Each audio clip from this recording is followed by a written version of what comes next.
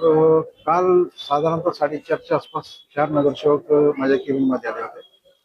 त्यांनी एका झालेल्या कामासंदर्भात विचारणा करत आणि त्यांना सर्व माहिती दिलेली.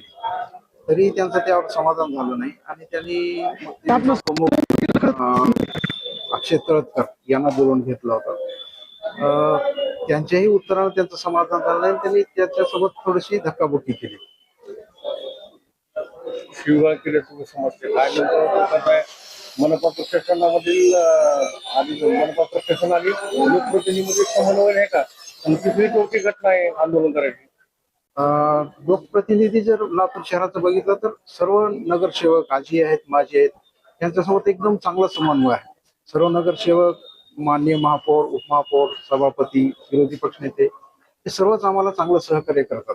फक्त ठराविक 1-2 नगरसेवकांमुळे हे वातावरण कलुषित होत आहे. काय आपण त्याची काही तक्रार वगैरे द्यायला का पोलीस स्टेशनला? काय आपलं आयुक्त सोबत काय बोलणं? ठराविक नगरसेवकापासून मागच्या 6 महिन्यामध्ये सर्वच कर्मचाऱ्यांना हा वाईट अनुभव आलाय. यापूर्वी कर्मचाऱ्यांनी आंदोलन केलं होतं आणि ह्या घटना वारंवार होत असल्यामुळे आम्हाला कुठंतरी प्रतिबंध झाला पाहिजे अशी सर्व कर्मचारी आणि संघटनेची भावना आहे. त्या दृष्टीने हे आजचं आंदोलन चालू आहे. आयुक्त कोण नगरसेवक होते? त्याच्यामध्ये सचिन गायकवाड, मनोज थोरात, राहुल वाघमारे आणि चिकटे असे चिकटे.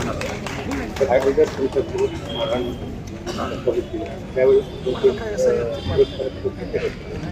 हा, सुरक्षा रक्षक होते त्याच्यामुळे त्यांनी मला मारहाण नाही केली. पण आमचे जे नगररचनाकार आहेत त्यांना त्यांनी धक्काबुक्की.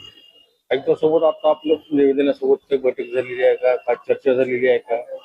माननीय आयुक्त महोदयांना सर्व कर्मचारी संघटना आणि कर्मचारी यांनी निवेदन दिलं आहे. यामध्ये संबंधित नगरसेवकावर प्रतिबंधात्मक कारवाई करावी आणि शासनास तसा अहवाल याबाबत कळवावा असं आम्ही विनंती केली. आता संबंध आंदोलन सुरू आहे आपलं. आता जर त्यांच्यावर नाही कारवाई झाली तर पुढे कर्मचारी आणि अधिकारी काय पाऊल उचलणार?